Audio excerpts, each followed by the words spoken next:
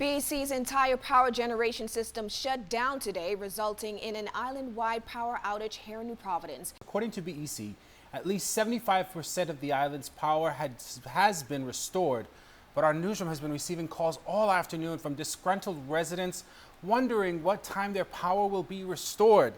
Joining us now, LaDawn Davis, who interviewed BEC's Chairman Leslie Miller moments after the outage to find out exactly what happened. She joins us live again, like I said. And LaDawn, he had a lot of things to say, but he was specific about one thing.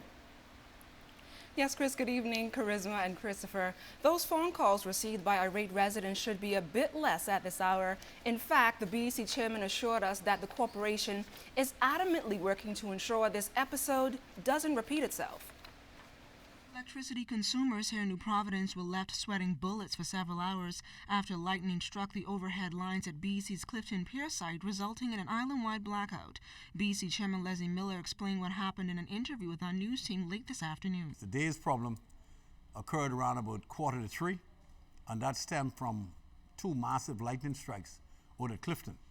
And they hit some of the overhead lines that takes that power from Clifton to Blue Hills.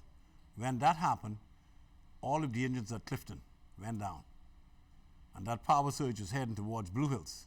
The engines on Blue Hills cut themselves out, including the 40 megawatts that we're running right now from Agreco. Therefore, the entire island was shut down. But we're already bringing up power now. In many areas, New Providence now have power. As it stands now, at least 65% of BEC's consumers are still without electricity. But the BEC chairman says he is optimistic that BEC crews will be working around the clock to ensure that power is fully restored to the entire island by midnight. If we had the necessary arresters, lightning arresters on all those power lines, that should not have occurred. But even sometime when you have the lightning arresters, depending on the severity of the lightning, it could penetrate and still cause severe harm.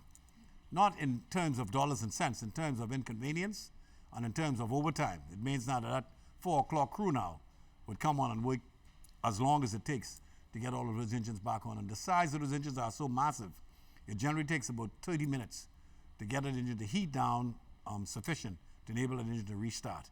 And that's why you're having the intermittent problems that we're having now.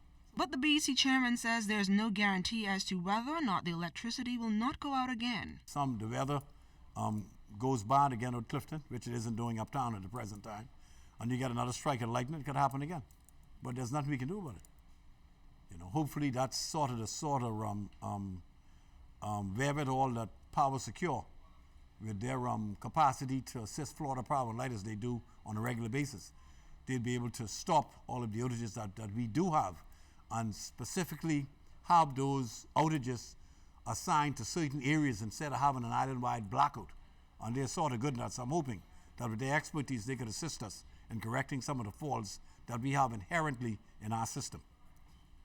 Reporting live from the newsroom, LaDawn Davis, ZNS Network News.